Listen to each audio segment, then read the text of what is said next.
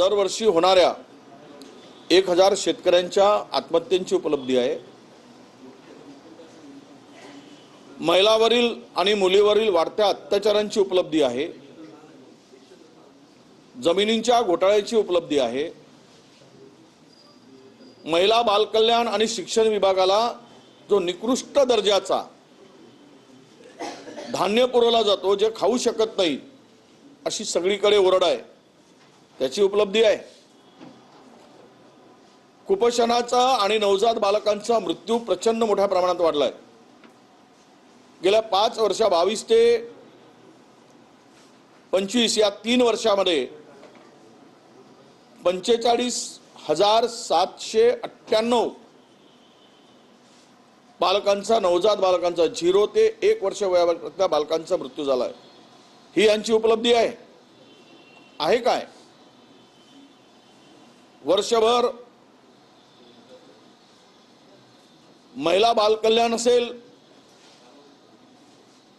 किंवा सामाजिक समरसतेच्या दृष्टीतून, सामाजिक बांधिलकीच्या दृष्टीतून आदिवासी विभाग, सामाजिक विभाग यांच्या किती योजना केल्यात त्याची उपलब्धी सांगावी। आणि म्हणून माझी सरकारकडे मागणी आहे की वर्षभराच्यासाठी पुण्या मंत्र्यांनी प्रेस कॉन्फरन्स घेऊन उपलब्धी सांगण्यापेक्षा या अधिवेशनामध्ये एक श्वेतपत्रिका त्यांनी काढावी आणि श्वेतपत्रिकेच्या माध्यमातून उपलब्धी सांगावी, म्हणजे जनतेच्या पुढे वर्षभरातील सरकारच्या कामगिरीची माहिती जनतेपुढे उघड होईल। तुम्ही विरोधी पक्षनेते झाले, अनुभवी नेते, तुम्ही या सरकारला 0 ते 10 किती गुण द्याल? अहो गुणच काय? ज्यांनी परीक्षाच दिली नाही त्याला गुण देण्यात काय अर्थ आहे? परीक्षेपासून पळ काढतायत आणि उद्या खोटं प्रमाणपत्र दाखवतील, त्याला काय सांगण्यात अर्थ आहे?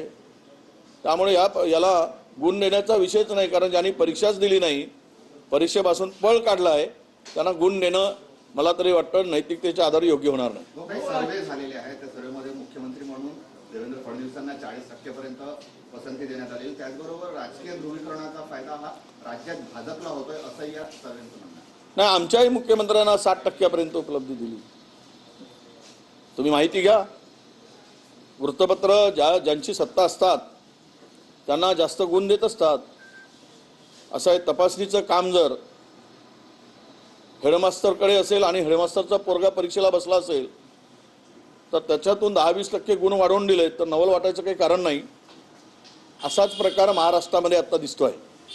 त्यामुळे त्या टक्क्याला किती मिळाले त्यापेक्षा जनतेला किती टक्के मिळाले हे महत्त्वाचं आहे।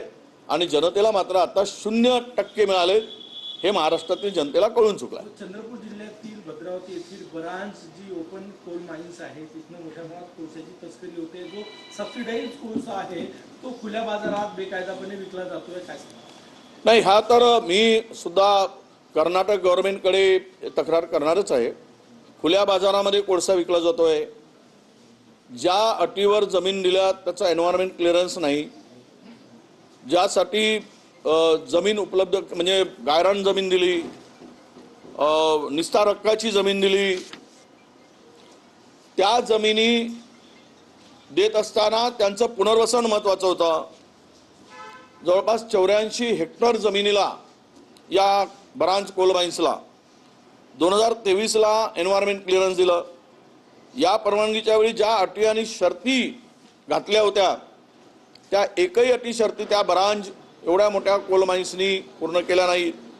फॉरेस्ट डायव्हर्शन आदेश देताना निस्तार हक्काची जी काही जागेला कुठलीही बाधा पोचवायची नाही, कारण निस्तार हक्क म्हणजे शेतकऱ्यांच्या गायरांसाठी, गुरं चारण्यासाठी आणि त्यांना लाकूड लागतंय किंवा गावाच्या व्यवस्थेसाठी ती जागा रिझर्व असते, ती सुद्धा बळकावून टाकली। प्रकल्पग्रस्ताची पुनर्वसन होत नाही तोपर्यंत जागेचा वापर करू नये, पण सगळी जागा खोदून मोकळे झालेत। हे केलं त्यांनी। ईसीने सांगितले की ETP म्हणजे खदानीचा सांडपाणी आणि प्रादुर्भाव जो आहे ट्रीटमेंट प्लांट तो सुद्धा लावला नाही, पूर्ण पाणी नदीत घातला जात आहे। आणि ईसीने सांगितलं STP प्लांट लावा, ते केलं नाही। गाडीचा वापर करू नये, कन्व्हेयर बेल्ट नाही, कोळसा उचलावा, सेन्सिटिव्ह झोन आहे ते सुद्धा केलेलं नाही आणि ग्रीन बेल्ट एरिया तयार करावा असं सांगितलं. यापेक्षा खूप गोष्टी आहेत आणि खुल्या बाजारात कोळसा विक्री सर्रास सुरू आहे. ब्रांच कोलमधून ती विकता येत नाही. तो